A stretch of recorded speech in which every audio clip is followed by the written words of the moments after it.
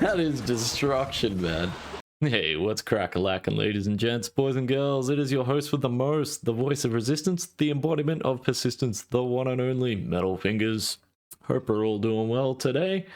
So we're going to be having a bit of a look at my Cold Arrows on from Season 12, and this is going to include gear, skills, stats, our Mercenary setup, as well as some alternative gear and skill setups, and I'm going to do a bit of a demonstration just to show how the build performs under a variety of different situations and scenarios that you might encounter in your travels through PD2. So get yourself comfy, kick back, relax, maybe get yourself something hot or something cold to sip on, and hope you enjoy the video. We're going to do a quick overview of our gear, and then I'm going to go into the details and the nitty-gritty. First off, we have an Ice Rune Word in a Demon Crossbow, 320 gloves to minus target defense slam. Then for our ring, we're using a BK Deathband with a 3 mana after each kill slam. We're using Dungo's Belt with a Pierce Slam. On our other ring, we're using a Bullcathos Wedding Band with a Life Slam. And we're using Merman's Sprocket with a Faster on Walk Slam. Frozen Sorrow, socketed for 2 sockets, that's very important. We're using a blood-crafted Amazon Amulet, 3 socket Crown of Ages with a 3 life after each kill slam. Perfect rolls on that, it's very, very nice. And 3 cold facets. Then we're using a 3 socket Tyrael's Might, and also got 3 perfect cold facets in there. On switch, we're using a 6 BO CTA and Bannerlord's Call with a +1 skill slam. The reason I went with Ice over Pus Spitter was the Holy Freeze Aura made me feel super, super safe, and the Frost Nova on striking meant that I was free to stack other mods across my gear other than trying to slam Pierce and increased attack speed everywhere. With the Demon Crossbow base, I'm able to hit the max IAS frame breakpoint without any extra increased attack speed across my gear. So these 320 gloves realistically could just be +3 gloves, and I would still be hitting that breakpoint. Which means we're able to ignore maps with mods to minus player faster cast rate or player attack speed. We use 320 gloves, once again, to ensure that we're always maintaining that IAS breakpoint, and the extra plus skills is really nice. The minus target defense does help, but it's very diminishing, the returns. I think best in slot would be a 4 mana per kill slam. We use the Bullcathos Deathband for the physical damage reduction and the attack rating. The ED don't do anything for us. The light res is quite nice. This one has a 3 mana per kill slam. You could, if you got a mana per kill slam on your gloves, potentially go with Faster Run Walk as an example. We're using Bullcathos Wedding Band for the extra life, not to mention the extra +1 skills, increases our damage and our survivability. Dungo's Belt for the damage reduction and the faster hit recovery, not to mention the extra life is really, really nice. The chance to Pierce Slam, I would argue, would be best in slot. Merman's Sprocket, these boots really help to compensate for the lack of the Act 1 Mercenary and the Vigor Aura, so having that extra faster run walk is really, really nice, not to mention the added boost to our cold damage. Frozen Sorrow, it's a bit of a no-brainer this one. If you're playing a Cold Arrows on, you're going to want this quiver. The 2 sockets on this quiver are more important than the slam. This is very important to remember. If you get a good slam with 1 socket, go for a 2-socket Frozen Sorrow with a bad slam. The reason being, trying to cap your resistances out without being super min-maxed on your gear is very, very difficult if you don't get those 2 sockets. So I really encourage you to go after the 2-socket Frozen Sorrow over a 1-socket Frozen Sorrow with a good slam, and put the Runes in there. You will not regret it. We're using a Bloodcrafted Amazon Amulet. Other options could include a Mara's. This was my old amulet. Mara's works great. It really does. It gets the job done. Obviously, this amulet also has extra life per kill, and the faster run walk is really nice. The dexterity also helps with our attack rating woes. Crown of Ages, again, huge safety in this item, faster hit recovery, all resistances, physical damage reduction, reduced curse duration as well. This is not to be underestimated. This helm is amazing. There are other options for slam. Obviously with this one, I've opted for a 3 life per kill slam, but you could also potentially go for a +1 skill slam. In the sockets, I've just got 3 perfect cold facets. The Tyrael's Might. Now this is an interesting one. I would argue that you're only getting about half of the usefulness of this item. The reason I say that is because the damage to demons and the damage to undead do not apply to us. So you might be asking why we're running Tyrael's Might. There's a few reasons. The main one being the faster run walk. Because we're not running that Act 1 Vigor Mercenary, we need all the faster run walk we can get where we can get it. So Tyrael's Might is a great option for that. It also gives us a massive boost to our strength and our all resistances. Again, Bowazon's always had trouble capping out the resistances, and the plus strength really helps with the Crown of Ages strength requirement. Cannot Be Frozen is also really nice. It ensures we don't need to worry about getting a Cannot Be Frozen slam on a helm or amulet, and we don't have to run Ravenfrost. Although you could make an argument that running Ravenfrost would not be such a bad thing, because as you can see, it is a massive boost to our attack rating, and this build does suffer from attack rating issues. The CTA in the repeating crossbow, this is an interesting one. This is new this season. It's kind of frustrating because you cannot tell when you're on switch and when you're not, looking at your character model. They both look the same. So you would argue that with a crystal sword, at least you could tell when you're on switch and when you're not. Unfortunately, the trade-off to that is +3 lidless is way more expensive than a +3 Bannerlord's call, although I do expect that to change. So at the end of the day, there is a bit of personal preference there. It just depends. If you've got the currency, go for the crystal sword. It's much better quality of life, being able to see when your character's on switch and when they're not. I cannot tell you how many times this season I've ran maps with a CTA instead of my ice crossbow because I couldn't tell that I was on switch. But for affordability, I'd suggest the crossbow option. Repeating crossbow is a great choice because of the low requirements on it. In regards to our inventory, we're just trying to stack as much damage and as much life as we possibly can while maintaining our breakpoints and our resistances as best we can. So for Grand Charms, it's life, bow skillers all the way. For our large charm, percentage-based cold skill damage and life does a great job. With our small charms, we run 3 all-res life small charms to ensure that we are always overcapped in our resistances. The other 5 small charms in our inventory are attack rating and life small charms. This helps to compensate for our low attack rating. Despite the fact that we have ignores target defense in our weapon, this does not apply to monsters that carry the primeval tag. This includes map bosses. It also includes Dark Wanderer events that spawn in Mephisto, Diablo, or Bale. So attack rating is an issue on this build. I would encourage you to aim for 7.5k, knowing that you're never going to hit it. 6k plus starts to feel reasonable. So you might be wondering what's going on in my inventory here with these charms and rings. So certain map mods have minus to play or faster hit recovery. So our first option would be to swap out our large charm for the extra FHR. And if we need extra to maintain that 32 FHR breakpoint, we can always swap out one of our skillers for FHR bow skiller, and that will ensure that we always maintain that 32 FHR breakpoint. Similarly, with this Grand Charm, certain maps with minus to player resistances, we can always swap this charm in instead, and obviously we lose the damage from the +1 skills, but we ensure that we're always going to be safe. And again, you might be wondering what the story is with these rings here.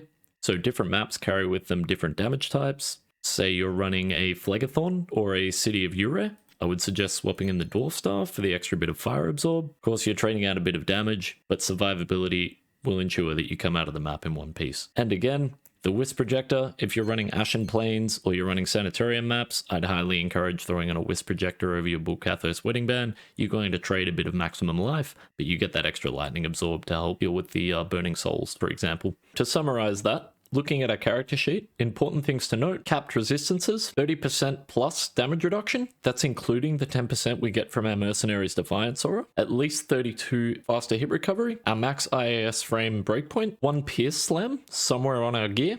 Ideally our belt. At least 3 mana per kill and at least 3 life per kill. 6k plus attack rating. And after that, we just stack as much damage, life, and movement speed as we possibly can. Looking over our Mercenaries gear, we're using an Infinity, we're using IAS Slammed Lava Gout, IAS Slammed Sigurd's Staunch, we're using a 3-socket Shaft Stop and a 3-socket Andariel's Visage, and then we're using Marowalks with a faster Run Walk Slam. The reason we're running an Act 2 Mercenary, because I'm not self-wielding the Pus Spitter, I'm looking for a source to lower enemy resistances, and I don't want to have to wait for an Act 1 Mercenary to get into position and fire a shot off with the Pus Spitter to proc the lower res. Conviction Aura is applied instantaneously as soon as the monster enters the radius of the Conviction Aura, ensuring we can just keep running and gunning through the maps. And the added damage reduction from the Defiance Aura, running the Act 2 Mercenary, is definitely welcomed. I would also highly encourage you to roll your Infinity in either a Cryptic Axe or a Great Poleaxe. With the IAS Slam on the Lava Gout and the Sigurd's Staunch, as well as the 3 IAS ED jewels, in the shaft stop and the Endariel's Visage, we are able to snag the 147 8-frame IAS breakpoint on our Mercenary. The enchant proc on striking from Lava Gout also affects us and helps to mitigate our attack rating issues. The Sigurd Staunch with the Iron Skin and the increase to maximum life ensures that your Mercenary is going to stay upright, as well as the Cannot Be Frozen from the Marrowwalks and the damage reduction from Shaft Stop with the Leech from Endariel's Visage. These items work very, very well in conjunction with one another. The stats on this character are fairly straightforward for the most part. Enough strength to equip all our gear, our minimum requirement being the Crown of Ages, so 154 strength plus the 20 strength from Tyrael's allows us to equip the Crown of Ages. Enough dexterity at least to equip the Demon Crossbow, so 98 minimum. You could argue that you could go higher if you wanted more attack rating. Feel it out, make your own mind up, and then dump the rest of your points into Vitality. Looking at our skill tree, very straightforward. Max Magic Arrow, Max Cold Arrow, Max Ice Arrow, 1 point Critical Strike, Max Pierce, 1 point Penetrate, 1 point Inner Sight, 1 point Slow Movement, 1 point Decoy, and 1 point Dodge. Then you want a base of 20 points into Valkyrie, allowing you to summon 2 Valkyries, and then dump the rest of your points into Evade. No points into Javelin or Spear skills. Alright, now that we've got all of that out of the way, we're going to have a look at some fun stuff. I'm going to take you through a run of a Pandemonium Citadel map here that I have rolled. Kick back and enjoy. See if we can rip this on.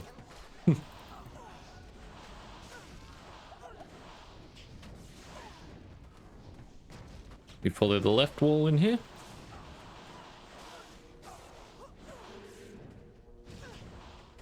Hold physical immune. Ignore those. Just keep pushing forward.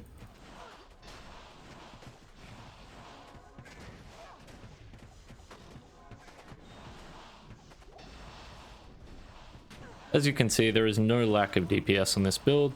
The survivability is unbelievable. Our health bar's barely even moved. Bowazon engage.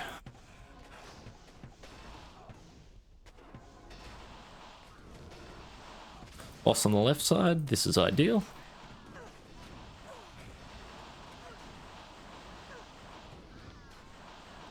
This allows us to run the center of this map without any stuffing around or doubling back.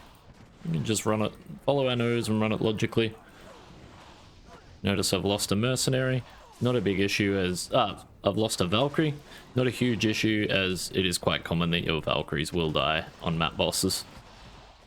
You could make an argument in certain situations, perhaps if you're racing for level 99, that skipping the map boss would be a good option. Especially if you're running a lot of Pandemonium Citadels, which if you're not playing in a group and you're playing any sort of a cold or fire build, I would highly encourage you to run Pandemonium Citadels, as the experience differences between this map and all of the other tier 3 maps is huge. It's massive. I found this season not only was I getting more experience per map from Pandemonium Citadels, I was also running them significantly faster.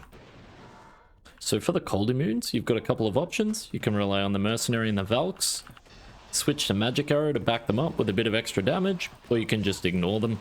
With the cold and physical immunes, those two immunities in combination with one another, I would encourage you to skip them. They're quite slow to kill. It will significantly reduce your map time and your EXP rates.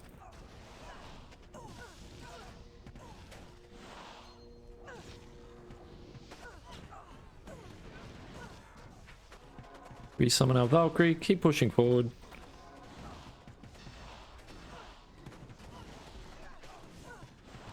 I would say this is a good map clearing build until you start playing it hyper aggressively, and then I would say it becomes a great map clearing build. This build really encourages you to play hyper aggressive with the life after each kill and the mana after each kill, the area of effect explosions with the Frost Nova procs. This build encourages and rewards hyper aggressive gameplay, which is why I built this thing so defensively, so I could basically just sprint forward, fire a couple of volleys, and keep moving. Pretty much ignoring anything that was coming my way.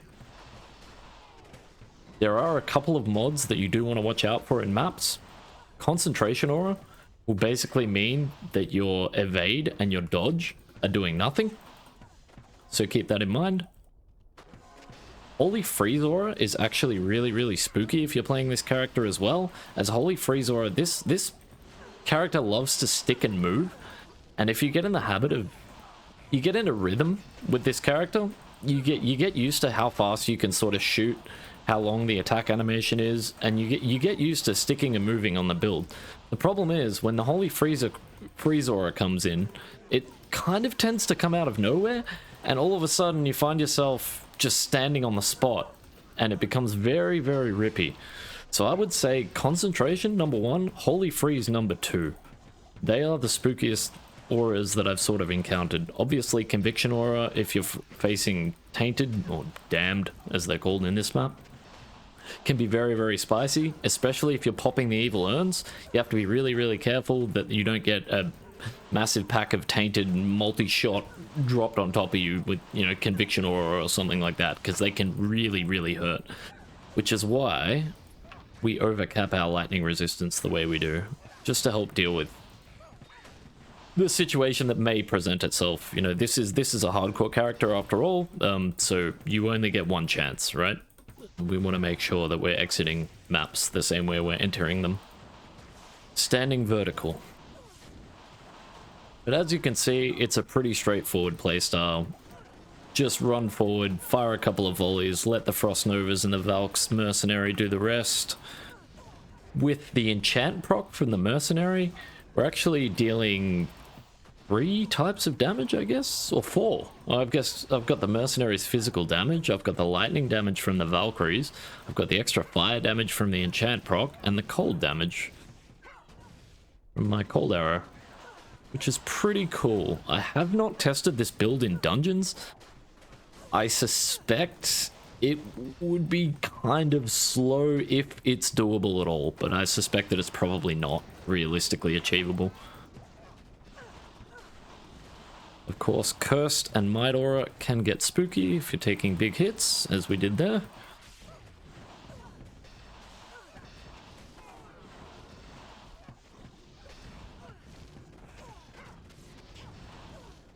So this should be the only part of the map that we have to double back on. That's just through this section here. And then we can keep following our nose up this direction. And we'll wrap around and we'll finish in this room here. Which is why I like the boss on the left side. It's not always the fastest layout to run. As far as the Pandemonium Citadels are concerned, there's 3 different layouts. But it is the most intuitive to run. Very simple when you get the boss on the left hand side like that. Obviously, you know, how you run the map comes down to each individual player. You know, make your minds up for yourselves. I find following the left wall the easiest, and then depending on whether or not I see the boss on the left side, I change my approach through the middle section of the map. That is provided that you get the 2 mirrored spawns. There is another spawn where you spawn in basically this center room. I would encourage you to run the boss first, then town portal back to town, re-enter through the red portal, and then follow the left wall. But we're not hip for map routing.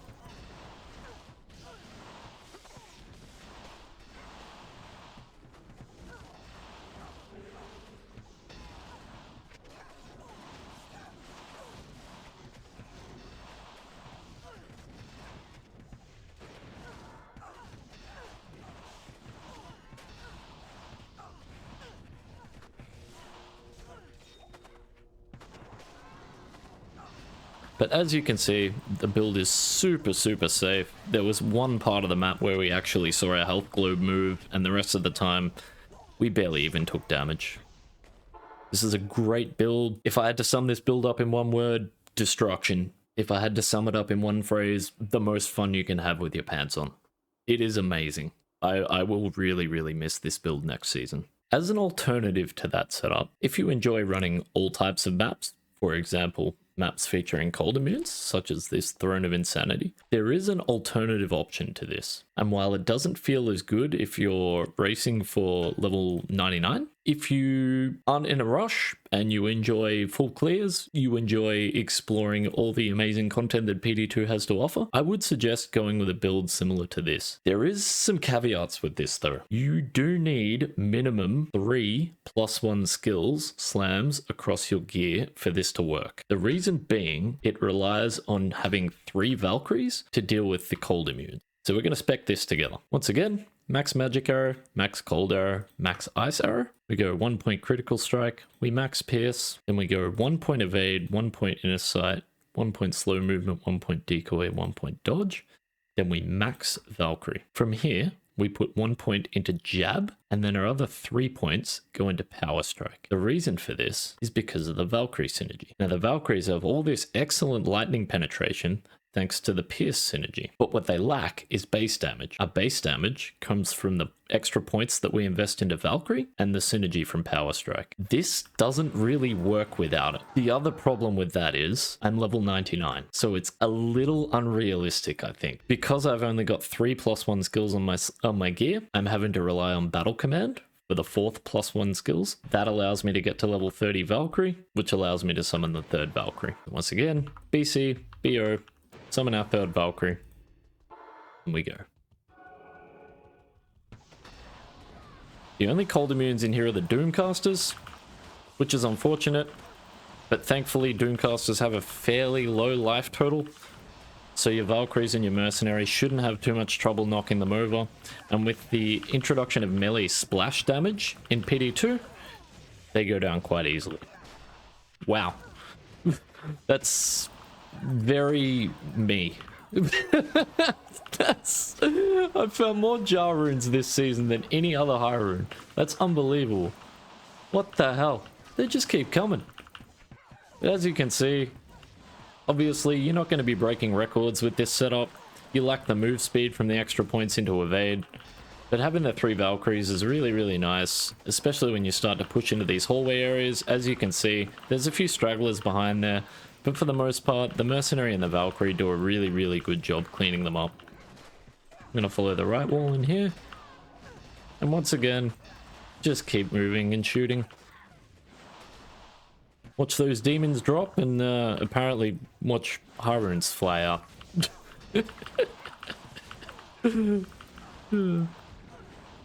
Believe that happened. You can see how much tankier the extra having the extra points into Valkyrie makes the Valks. Before, in the Pandemonium Citadel, we were constantly having to resummon them, which does become a bit annoying. But having those few extra points into Valkyrie, a bit more life, a bit more damage, they stay nice and safe. We've got a few cold immunes behind us. We can just switch to Magic Arrow, clean them up. The Mercenary covering us on the front.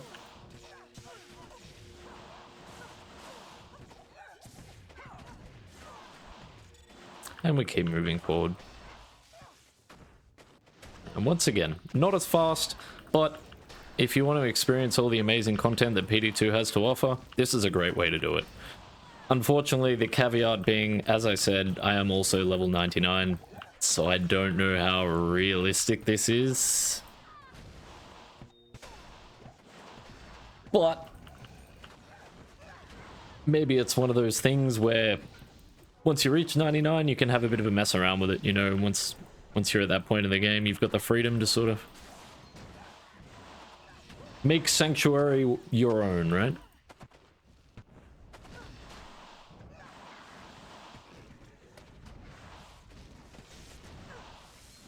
I believe I need to clear this room.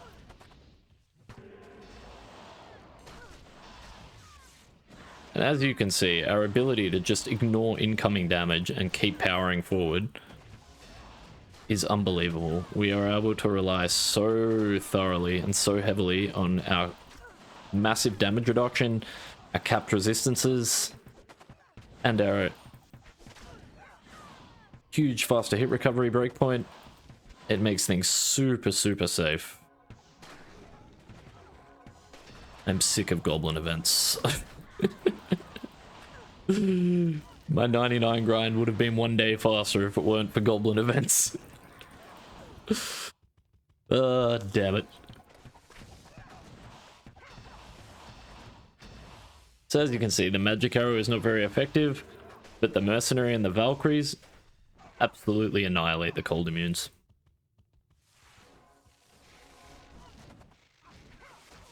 Party of 5. Let's go. As a range class, specifically a Bowazon, I would encourage you to run maps with hallways. They make it so nice. You can even, if you get your spread right, you can cover the entire hallway the entire time. This is a little caveat. The further your cursor moves away from your character, the tighter the spread. The closer you move your cursor to your character, the wider the spread. Important to remember. Try and fit your volley to the size of the hallway you're running down. You'll be in good shape. Keep in mind, you cannot hit a monster. Like, if I hit a monster with one arrow, I cannot hit the monster with the arrow next to it. So stacking all your arrows together is not necessarily the way to go. Look at the Mercenary in there. His health bar doesn't even move. Oh. Spoke too soon.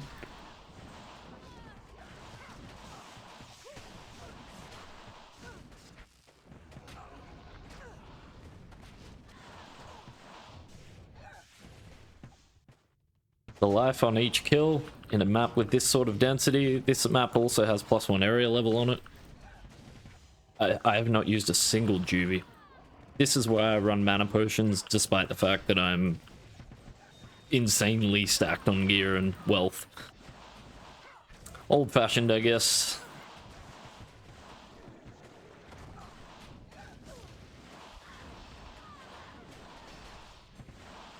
Indio the Insane can sometimes threaten your Mercenary and will very likely kill your Valkyries. You can always just resummon them after. It's usually a good point to re-BO anyway. As you can see, I'm currently not BO'd. This character's so freaking strong that honestly, at a certain point, you don't really need to worry about BO anymore. I mean, I've got so much damn life on this character. When I originally designed this build, I only ever intended for this character to have 2.4k life maximum. And as you can see, even without battle orders, I'm nearly hitting that. So, Mercenary got popped there. So this is where your attack rating comes into play.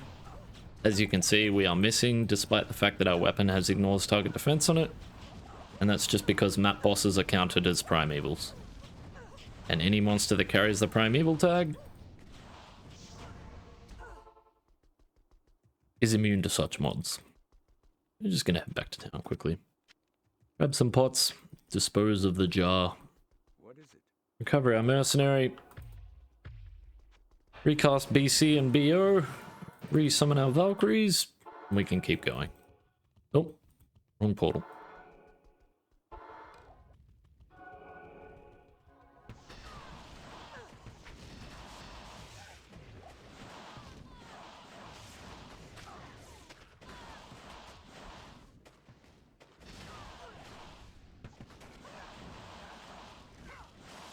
These hallways are so nice.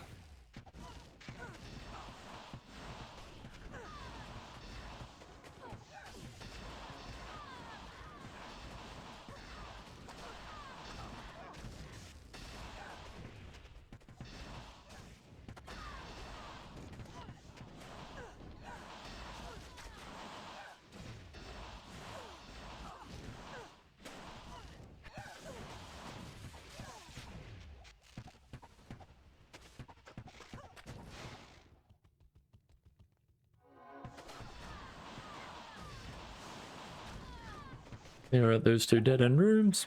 Keep heading down here.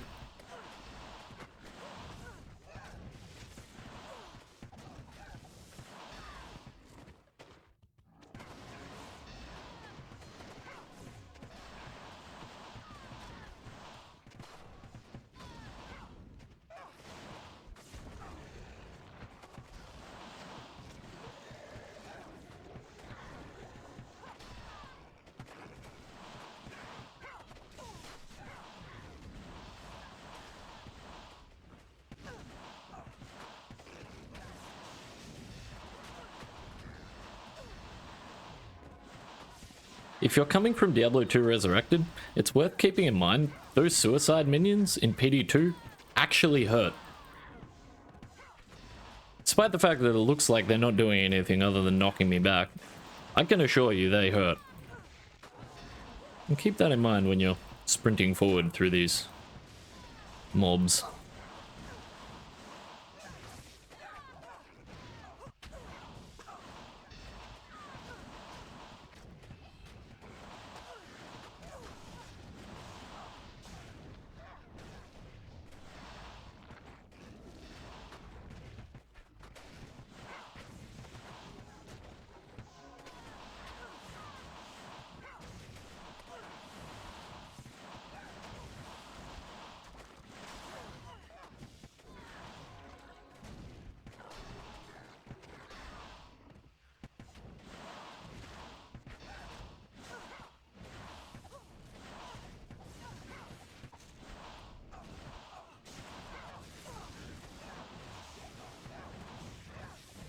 Pains me to leave charms on the ground like that.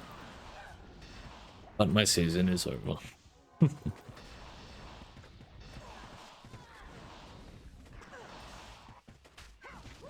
I'm sure my chat won't let me forget it.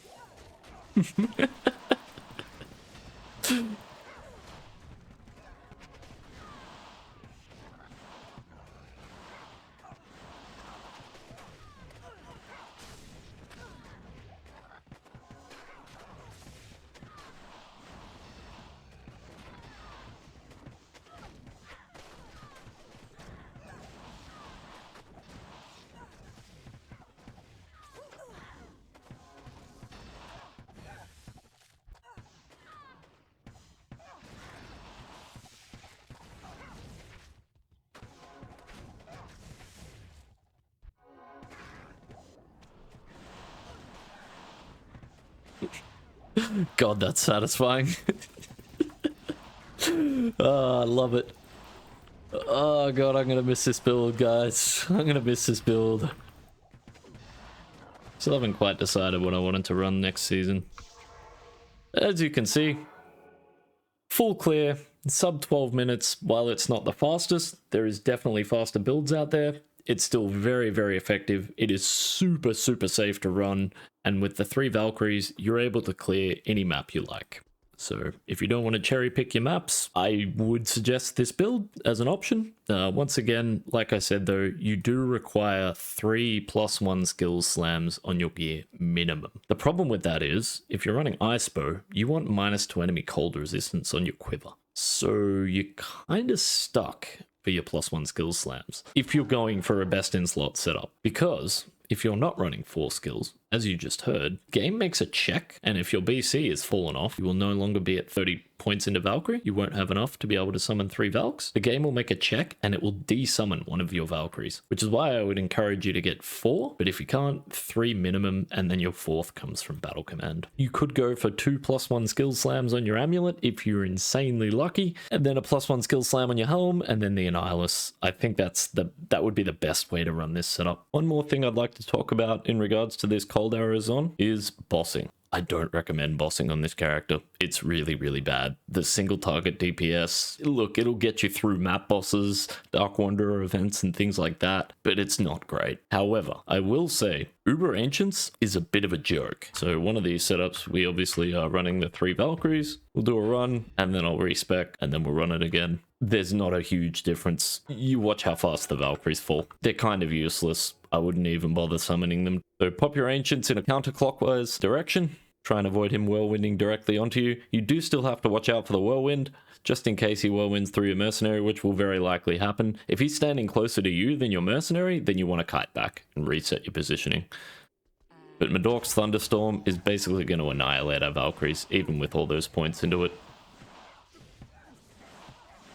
Provided he casts it, of course. And realistically, all we have to do is watch our Mercenary's life bar at the top there, and we're going to be safe. But yeah, as you can see, our Valkyries didn't last long. They don't really achieve much. There's not really much point to them. With that said, we're going to respec. Okay. Now that we've respec, we've pulled our extra points out of Valkyrie and we've put them back into evade. Obviously the movement speed is no benefit to us inside of Uber Ancients. I just wanted to help demonstrate how little the Valkyries do in this fight. It's mainly about keeping your Mercenary in one piece, and your survivability and safety comes from having your Mercenary frontlining and tanking for you. So, provided you keep the Merc alive and you watch out for Talek's Whirlwind, just in case he gets too close, you might have to kite back. But very, very straightforward fight. So yeah, that's bossing 101 as far as this build is concerned. There really isn't much to it. Outside of Uber Ancients, I do not recommend this build as a bosser. So with all that out of the way, I just wanted to share some of my thoughts about the build overall. Now obviously, this is not the only way to build a cold Bowazon, but for hardcore, I think that this is by far the most reliable setup available. I've seen a lot of people running this build using Pus Spitter, and I think that there is a very strong argument for that setup as well. However, one thing that I think most people are getting wrong is running Nightwing's Veil Helm and the Snow Clash Belt. While the DPS is much higher, I feel like what you give up defensively is not even close to worth the extra DPS that you get. If you want big DPS, that is absolutely the way to go. You know, for softcore players, I think that's completely fair enough. But if you're trying to stay upright, I think Kira's Guardian and Verdungo's Hardy Cord are much better options. Obviously, I'm a hardcore player, so I'm probably a bit biased in this regard. In general, I tend to lean into survivability over DPS, but at the end of the day, this is just my opinion. It doesn't make me right or wrong. And the beauty of the game is, you can play it however you like, right? Both of the setups that I've demonstrated today are capable of soloing all content, with the exception of dungeons. One is more catered towards the 99 grind, and the other one is more of a sort of a dad clear style setup. What I mean by that is, my dad always liked to fully explore and clear every single nook and cranny of every single dungeon that he could get his hands into, and while it's not always the fastest, he always seemed to have a blast exploring everything the game had to offer. And at the end of the day, games are supposed to be fun. Not everyone needs to have sweat dripping onto their keyboard to reach that level of fulfillment that we seek in a video game, and that's okay. As far as leveling is concerned, I would not recommend Cold Arrow for leveling. I would lean more towards Explosive Arrow if you want to play Bowazon, or going for some sort of a bow summon hybrid, such as multi-shot into Strafe with the decoy Valkyries and Mercenary for support. I've heard Power Strike works well for leveling also, and I know that the Lightning Fury bug has since been fixed, so Javazon might be a strong option as well. Narja's set works really good on a Summon Zon. The blink charges as well as the boost to FCR will help give you mobility, as well as improving your FCR breakpoint so you can resummon those Valks as necessary. I leveled as Explosive Arrow using a Pus Spitter before respecking into Cold Arrow and then switching to a full Mav set for tier 1 maps. The reason being, I didn't have the supporting gear or the currency to be able to build the survivability necessary for mapping using Pus Spitter as a weapon. I needed cheap, effective DPS with capped resistances, a bit of extra move speed, and a bit of magic find to help build my character. And for the price of a Gull Rune, Mav set ticks all those boxes. Once I started to accrue some wealth running tier 1 maps, and with a bit of luck from RNGesus, I could slowly but surely build out the character the way I wanted, while still progressing through my 99 grind and keeping the character standing upright. As a side note, I wanted to take a moment to talk about player count. This build was optimized for solo gameplay, however there is no reason you cannot play it in a full 8-player lobby. It is worth mentioning that once the player count starts to get to P4 and above, you will start to feel the lack of DPS, especially when you start to combine that with map mods, such as increases to monsters' maximum HP and Cold Absorb. I didn't run a lot of maps with other players this season, but in the games that I did run, I did not feel like the build lacked DPS. So long as everyone is fulfilling their role and you're not carrying a lobby full of undergeared or underleveled players, you shouldn't run into any issues. As you can see from the clips we've got playing in the background, I took this build through all the maps of the game, with the exception of tier 4 dungeons, and with the odd ring or charm swap for certain maps or map mods, I didn't have a single issue. This build felt super safe to play. The damage was great. Watching hallways or rooms full of monsters explode into Frost Nova procs and seeing loot flying out everywhere. Super satisfying stuff. I promise it will keep you coming back for more. This season, you know, I ripped my first Bowazon at level 96. I restarted a new tune, finished off my 99 grind, and to be perfectly honest, I'm still going to miss playing this character. It was just so much damn fun. Just running and gunning with the cold arrow like that. It's amazing. Alright, there it is anyway guys, my first ever build guide. This was certainly made with hardcore players in mind, but there's no reason that you can't run this build on softcore if you so desire. It was a long one today, but with a game as in-depth as PD2, I wanted to make sure that I was covering all the relevant information, and there is a lot to cover. As an added note, I just wanted to give a huge shout out to Senpai and the dev team behind PD2. This is only my second season playing, but the amount of content, the quality of life, the build diversity, and the way that they maintain the integrity of not only their economy, but also their player base is a huge breath of fresh air. Anyway, I hope you found this guide helpful. Feel free to leave your thoughts and feelings in the comments section down below. Unfortunately, this will be my last video for PD2 Season 12. I will be moving on to Last Epoch and racing for the #1 spot for Rogue on Hardcore Solo Character Found. So if you're interested in checking out the action, you can find me live on Twitch 5 days a week. I'll leave a description in the link down below. Until next time, guys, may our and Jesus be with you. Take care and much love. Peace. Mwah.